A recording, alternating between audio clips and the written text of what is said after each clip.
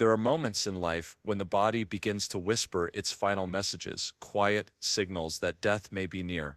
To the untrained eye, these signs can feel frightening or even confusing. But when we understand them, we realize that they are not signs of suffering, but rather a natural part of the body's extraordinary process of letting go. Tonight, we're going to explore 5 powerful signals that often appear during sleep when a person is nearing the end of life. This is not about fear, it's about understanding love and preparation. When you know what to expect, you can meet these moments, not with panic, but with compassion and calm strength. Death is not the opposite of life, but a natural part of it. When we understand it, we can walk beside our loved ones with peace instead of fear. So take a deep breath and journey with me through these signs. By the end of this video, you'll not only recognize them, but you'll also know how to offer the comfort and care your loved one needs during this profound chapter of life. One of the most common patterns we see in these final stages is called Cheyne-Stokes breathing. This is a very distinct pattern where the breath grows deeper and faster, then gradually becomes weaker and slower, until it pauses entirely, sometimes for several seconds or even longer. Then the cycle begins again. To someone watching, it might seem like the person is struggling, even suffering, but here's what you need to know: they are not. This is the body's way of conserving energy, a reflection of a brain and heart that are slowing down after years of hard work. During sleep, when the body is most relaxed, this breathing pattern becomes especially noticeable. Families often describe it as a haunting rhythm: silence, followed by a sudden, almost startling gasp, then silence again. Why does this happen? In the final days or hours of life, the part of the brain that controls automatic functions like breathing begins to lose its usual control. The heart isn't pumping as strongly, circulation slows, and the body simply doesn't need as much oxygen anymore. Think of it like a factory shutting down at the end of the day. Machines are turned off one by one, the lights dim, and eventually only a few quiet processes remain before everything rests. Cheyne-Stokes breathing is part of that gentle shutdown. It's not a sign of suffering, it's a sign of the body letting go. In some cases, especially very near the end, you may notice something called agonal respirations. These are sudden, irregular gasps or breaths that may appear shocking to witness.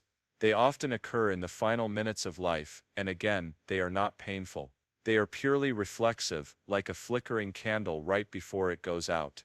This can be incredibly emotional to watch, but it's important to understand that your loved one is usually unaware of these changes. They are deeply asleep, or in a state where they no longer experience fear or discomfort the way we do. I once spoke with a woman whose father experienced these breathing changes in his final night. She told me how she sat by his bed, holding his hand, at first overwhelmed by panic. But when she learned what was happening, that this was natural, that he wasn't in pain, her fear transformed into peace. She realized she was witnessing the final chapter of his life, and instead of trying to fight it, she focused on making it beautiful. She played his favorite music softly, whispered words of love, and simply stayed with him until the very end. If you find yourself in this situation, you don't need to fix the breathing. Your role is not to make it stop or return to normal. Your role is to create an atmosphere of calm and dignity. Speak softly, dim the lights, be present. These simple acts bring comfort not just to the person nearing death, but also to you as a caregiver and loved one. And here's something profoundly meaningful to remember: in many spiritual traditions, the breath is seen as a bridge between the body and the soul.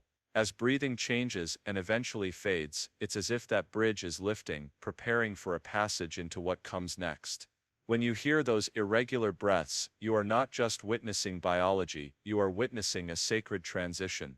The final breaths are not signs of struggle, they are the body's way of saying thank you and goodbye. When you understand this, fear gives way to reverence. You can sit beside your loved one, not in panic, but in awe of the remarkable journey they've taken. The irregular breathing, once terrifying, becomes a message: life is completing its cycle, and in that moment, your presence, your love, becomes the most powerful gift you can give. Imagine sitting beside someone you love in the quiet stillness of the night. The room is calm, the soft hum of a bedside lamp fills the silence, and their breathing has been steady, almost rhythmic. Then, suddenly, you notice a strange sound, a wet, rattling noise, as if there's liquid trapped somewhere deep in their throat or chest. Your heart tightens, fear creeps in. It sounds like they're struggling, maybe even choking.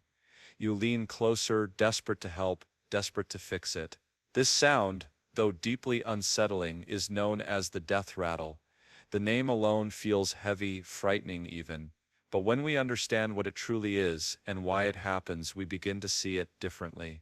We realize that this is not a moment of panic, but rather a natural, peaceful part of the body's final journey. The death rattle occurs as the body begins to slow down, especially in the last hours or days of life. In a healthy person, when saliva or mucus gathers in the back of the throat, the body instinctively swallows or coughs to clear it. These reflexes are automatic, and we rarely even notice them.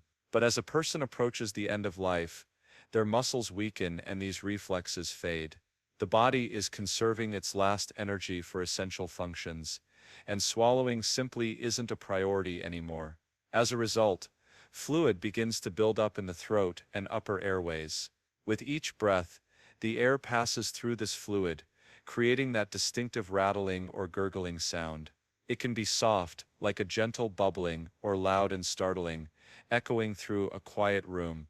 To those who hear it for the first time, it can be deeply distressing. Families often describe feeling helpless, as though their loved one is drowning before their eyes. But here is the truth that brings comfort. The person experiencing the death rattle is almost always unaware of it. By this stage, they are usually deeply asleep or completely unresponsive. They are not choking. They are not suffocating. There is no sensation of pain or fear for them. The discomfort exists only in the hearts of those who are witnessing it. Medically, this sound is the result of two main changes. First, as the heart weakens, blood flow slows, and fluid begins to leak into surrounding tissues, including the lungs and airways. Second, the body's respiratory control declines, leading to slower, shallower breaths. These two factors create the perfect conditions for this sound to occur. It is not a sign of failure or neglect. It is simply the body's way of signaling that it is nearing the completion of its journey. I remember speaking with a family whose mother experienced this sound during her final night. They were terrified when it began, convinced she was suffering, but after a hospice nurse explained what was happening, that their mother was not in pain, that this was natural, they shifted their focus. Instead of frantically trying to stop the sound, they turned their attention to creating a peaceful environment. They dimmed the lights, played her favorite hymn softly in the background, and surrounded her with loving words and memories. Later, they described those last moments not as frightening, but as deeply sacred. There are practical steps you can take to reduce the intensity of the sound, not because it will help the person remember they are unaware of it, but because it can bring peace to those who are present. Gently repositioning the person, such as turning them onto their side or elevating their head, can help fluids drain more naturally. Hospice teams may also provide special medications to reduce secretions. Limiting fluids in the final days is important, as giving water or ice chips to someone who can no longer swallow may worsen the buildup. Most importantly, keep the environment calm, speak softly, play soothing music, and offer gentle touch. The appearance of the death rattle often suggests that death may come within hours or at most a few days. It is not an exact timer, but it is one of the clearest signs that the body has entered its final phase. When this sound arises alongside other changes, like cool mottled skin or prolonged unresponsiveness, it is a signal to gather close, to say the words that need to be said, and to offer love without hesitation. Spiritually, many people see this sound not as something to fear, but as a sign of release. It is as though the body is loosening its ties to the physical world, preparing the soul for what comes next. Instead of viewing it as a terrible noise, you can choose to hear it as the final notes of a long and beautiful song. The last sounds of life are not cries of suffering, they are whispers of rest, a body saying, "My work here is done." By understanding the death rattle, we transform fear into compassion, We learn to sit with our loved ones, not in panic, but in reverence, honoring the sacredness of their final moments. And when the sound fades into silence, we know that we have given them what they needed most: presence, love, and peace. Imagine sitting beside a loved one, holding their hand, and realizing that their eyes don't open the way they used to. They sleep longer and deeper, and no matter how gently you call their name, they barely stir. In those quiet, fragile moments, it can feel like you're slowly losing them even before they take their final breath. This experience is deeply emotional, and it's one many families face. But what if I told you this isn't just a sign of loss, but a natural, protective process, a way the body eases the transition from life to death? Understanding what's happening can bring not only comfort, but also meaning during a time that feels unbearable. As the body begins to reach the end of its journey, it shifts its energy to the most essential tasks. The heart beats slower, the lungs work harder to move air, and circulation begins to weaken. Oxygen levels in the blood drop, and the brain senses these changes. When this happens, the body's instinct is to conserve what little energy remains. Sleep, in this context, is not simply rest. It becomes a shield, a protective state, where the body can focus on its final, most vital functions. This is why you may notice your loved ones sleeping for 14, 16, or even 18 hours a day. Eventually, they may become completely unresponsive, appearing to drift into a dreamlike state where the outside world no longer reaches them. From a physiological perspective, this deep sleep is a reflection of declining brain activity. With less oxygen and altered blood chemistry, the brain reduces its engagement with the world around it. But here's something remarkable: even when someone seems completely unresponsive, the sense of hearing is often the last to fade. This means they may still hear your voice, your words of love, your gentle stories. Think about that. Even when they can't respond, they may feel the comfort of knowing they are not alone. Many families later describe incredible moments of connection simply by sitting quietly, speaking softly, or playing a favorite song. It's a reminder that even at the edge of life, love still has the power to reach through. You may notice other changes alongside this deep sleepiness. Perhaps their breathing becomes irregular, their skin grows cooler, or their hands and feet begin to change color. These are all part of the body's natural process of shutting down. While it's heartbreaking to witness, it's important to remember that this stage is usually painless. For the person experiencing it, there is often a sense of peace, almost like floating between two worlds. Many spiritual traditions view this time as sacred. Some believe the soul begins its journey beyond the physical body, preparing to cross into whatever comes next. Whether or not you hold these beliefs, it can be comforting to see this stage not as a loss, but as a profound transformation. As you sit beside someone in this state, remember that your presence matters more than anything else. You don't need to wake them or fill the silence with words. Sometimes, simply holding their hand, moisturizing their lips to ease dryness, or whispering, "I'm here and I love you," is the greatest gift you can give. This is a moment to let go of fear and embrace grace. Excessive sleepiness and unresponsiveness are not signs of suffering, they are signs of release. By understanding this, you can shift from resisting what's happening to honoring it. In the stillness, there is beauty. In the final quiet moments, there is an opportunity to say goodbye, not with despair, but with profound love. And that love, even when life fades, will remain forever. When someone we love is nearing the end of life, there are changes that can be deeply unsettling to witness. Among the most visible are the changes in skin color and temperature. Imagine sitting by your loved one's bedside and noticing their hands and feet beginning to feel cold, their skin becoming pale, or even taking on a mottled, marbled appearance with purplish or bluish tones. These changes can be startling, and in that moment, fear and grief often rush in. It's natural to feel a sense of alarm, to wonder if they are in pain or suffering. But understanding why this happens and what it truly means can transform that fear into compassion and help you bring comfort during one of life's most sacred transitions. Our skin is more than just a protective layer, it's a reflection of what's happening inside the body. Throughout life, a complex circulatory system works tirelessly to deliver oxygen-rich blood to every cell. This continuous flow gives the skin its healthy warmth and color. But as a person approaches the natural end of life, the body begins to prioritize its remaining energy. The heart, once strong and rhythmic, begins to slow down. Circulation becomes weaker and less efficient. In these final days or hours, the body instinctively focuses on protecting its most vital organs, the brain and the heart itself, while reducing blood flow to the outer areas like the hands, feet, and legs. This is why you'll often notice three key changes. The first is cooling. The extremities, especially the feet and fingertips, start to feel noticeably cold to the touch.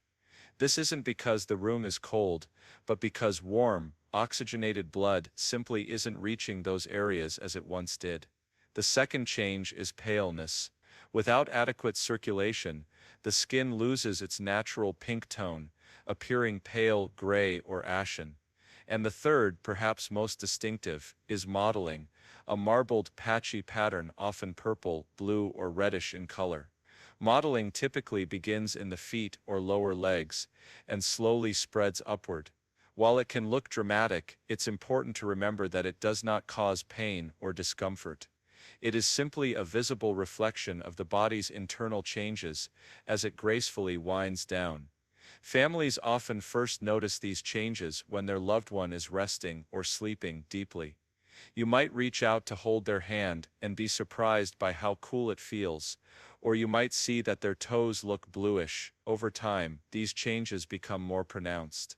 The body's overall temperature may also drop, so they may seem to prefer extra blankets even in a warm room. This cooling happens because the body is no longer producing heat as it once did, another sign of the system slowing down. From a timing perspective, these skin changes, especially mottling and significant cooling, often indicate that death may be near, sometimes within hours or a few days. But this is not an exact science. Some people display these signs earlier, while others show them only in the final moments. What matters more than timing is recognizing these signs as part of a larger picture, especially when they appear alongside other indicators, like irregular breathing, deep unresponsiveness, or the distinctive sound known as a death rattle. For caregivers and families, seeing these physical changes can be a moment when the reality of what's happening truly sets in. It's heartbreaking, yes, but it can also be a time of profound love. While you cannot reverse these changes, you can offer comfort and dignity. Warm blankets can help ease the cooling, but avoid heating pads or hot water bottles, as fragile skin can burn easily. Gentle touch, simply holding their hand or resting your palm on their arm, can bring reassurance even if the skin feels cold. Moisturizing dry areas with lotion can also prevent discomfort. And perhaps most importantly, your calm presence matters more than anything else. Even if they cannot respond, they may still feel the energy of your care and hear the words you speak softly to them. Many cultures view these skin changes through a spiritual lens. The cooling of the body and the gradual fading of color are sometimes seen as signs of the soul gently detaching from the physical form, preparing to journey beyond. Whether or not you share this belief, reframing these changes as a sacred transition rather than something frightening can bring immense peace. Families often create quiet rituals in these moments, holding hands in silence, offering prayers, or simply sitting together in reflection. When you witness these changes, remember that they are not signs of suffering, they are signs of release, like the final notes of a song fading softly into silence. By meeting these changes with understanding instead of fear, you give both yourself and your loved one a gift, the chance to face the final moments of life, not with panic, but with acceptance, reverence, and profound love. In this way, even as life slips away, what remains is a legacy of compassion that endures long after the body has let go. As the human body approaches its final chapter, one of the most subtle, yet deeply symbolic changes happens quietly, often unnoticed at first. A significant decline in urine output, and at times the onset of incontinence. For many families, witnessing this can be confusing or even distressing. It may feel like another painful sign of loss, another reminder that the person you love is slipping away. But much like the other changes that occur at the end of life, this process is entirely natural. It is the body's way of conserving energy, of gently letting go and understanding why it happens, can replace fear with compassion. The kidneys are remarkable organs, tirelessly filtering the blood, removing waste, and balancing the body's fluids. They depend on a strong and steady blood flow to function well, but in the final stages of life, the body begins to prioritize its remaining energy. The heart slows, circulation weakens, and what blood remains is directed to the most vital organs, such as the brain and heart itself. As a result, the kidneys receive less and less blood, with limited circulation and less fluid intake, because people in this stage naturally stop eating and drinking as their body no longer needs as much fuel. Urine production slows dramatically. What once seemed like a normal and automatic bodily function begins to fade, just as the body itself prepares to transition. Families may first notice subtle changes. Urine may appear darker, ranging from amber to tea-colored or even brownish, as it becomes more concentrated. The volume decreases gradually, even if the person is still sipping small amounts of water or broth. As the process continues, hours may pass without any urination at all. Sometimes, especially when a person becomes deeply unresponsive, bladder control is lost altogether. This leads to incontinence, where urine is released involuntarily. For caregivers, this can be especially emotional. A loved one who once took care of themselves may now need help with deeply private and personal needs. It's important to remember that this is not a reflection of who they are or the dignity they deserve. It is simply a natural part of their journey, a sign that the body is winding down. One of the most comforting truths to understand is that these changes are not painful. The person is usually unaware of them, especially if they are in a state of deep rest or unresponsiveness. What feels difficult is not what they are experiencing, but what we as observers feel. For families, this stage often brings waves of sadness or helplessness, but shifting perspective can bring peace. Instead of seeing reduced urine output or incontinence as a decline, think of it as the body's way of conserving precious energy, focusing entirely on keeping the person comfortable in their final hours or days. Providing care during this time is an act of profound love. Simple, thoughtful steps can make a world of difference. Checking gently and regularly for wetness ensures that the person stays clean and comfortable. Soft, protective pads or briefs can prevent irritation and preserve dignity. When cleansing, warm water or gentle wipes should be used, followed by barrier creams to protect the skin. Privacy is essential. Speak softly, explain what you're doing, and keep them covered as much as possible. These small acts of respect send a powerful message. They are still cherished, still honored, even in this most vulnerable stage. Spiritually, some families find deep meaning in this process. Across many traditions, water symbolizes life, renewal, and cleansing. When urine output slows and finally stops, it can be seen as the body's final release of its earthly burdens. Just as a newborn's first cry marks the beginning of life, the slowing of these functions can mark the threshold of a new journey, mysterious and profound. For some, this stage becomes a sacred time for rituals, prayer, meditation, or simply sitting quietly, holding the person's hand and reflecting on their life. When urine output stops completely, or when long periods pass without any sign of it, hospice teams often use this information to gently prepare families. It usually signals that death is very near, often within hours or a day or two. While this knowledge can feel heavy, it also provides an opportunity, a final chance to gather loved ones, to share words of love and gratitude, to be fully present. It's vital to remember that these changes are not signs of suffering. They are signs of release, of the body doing exactly what it was designed to do at the end of life. By understanding this, families can move from fear to acceptance. They can focus on what truly matters, creating a space of peace and dignity for their loved one. Even in silence, even when no response comes, your presence is powerful. Your touch, your whispered words, your simple being, there are the greatest gifts you can offer. In these quiet, tender moments, there is profound beauty. Every act of care becomes a bridge between this life and whatever lies beyond, and when the final breath comes, you will know that you walked alongside them every step of the way, offering love until the very end. As the end of life approaches, one of the most profound and mysterious changes that families may witness is something often called terminal restlessness or terminal agitation. It is a deeply human experience, both physical and spiritual, and for many people it is one of the most difficult moments to understand. Imagine sitting beside a loved one who has been quiet, weak, and calm for days, and suddenly they open their eyes wide, begin moving their hands as if reaching for something invisible, or even speak to someone who isn't physically in the room. It can be frightening, heartbreaking, and confusing all at once. But when we look at it through both a scientific and compassionate lens, this experience reveals itself not as something to fear but as a natural and often meaningful part of the body's transition at the end of life. What's happening inside the body is incredibly complex. In the final days, the brain undergoes dramatic changes as blood flow slows, oxygen levels decrease, and chemistry shifts. These changes can alter how a person perceives reality, much like a dream spilling into waking life.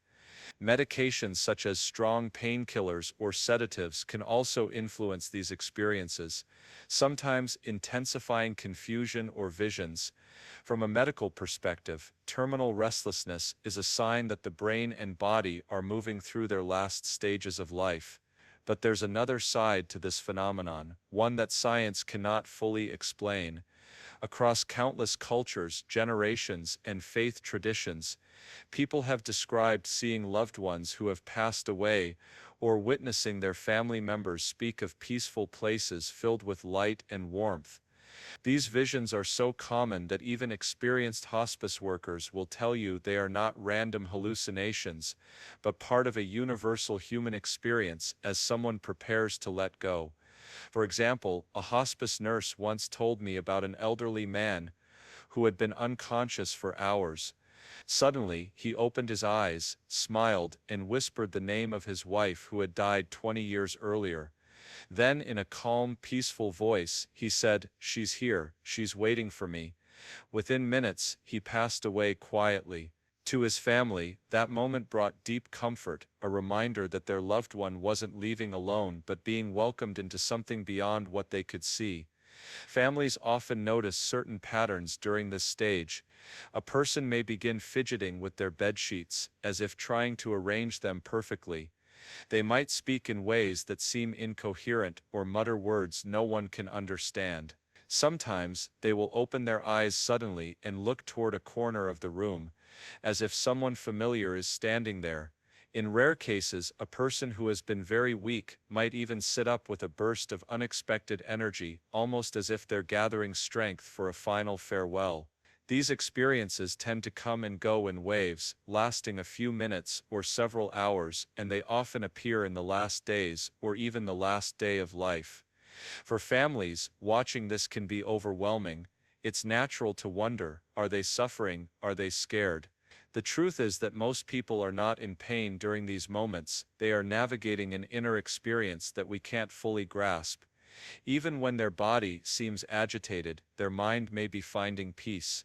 In fact, many hospice workers believe these visions are the mind's way of preparing for the final transition, offering comfort through the presence of familiar faces or symbols of love. There are ways families can help during this time.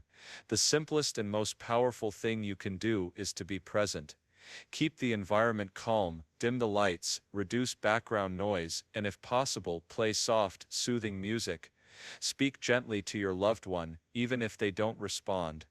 Hearing is often the last sense to fade, and a calm voice saying, "I'm here, you're safe, you are loved," can bring immense comfort. Avoid arguing or correcting them.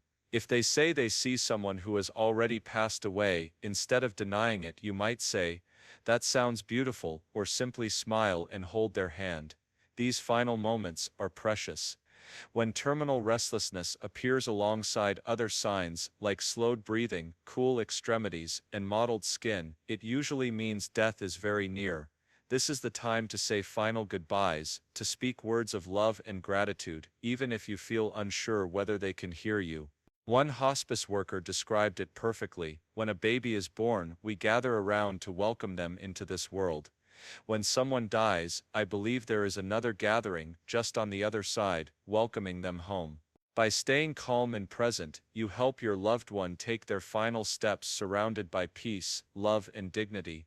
And perhaps in witnessing these mysterious moments, you'll glimpse the profound truth that while the body may falter, the journey of the human spirit continues.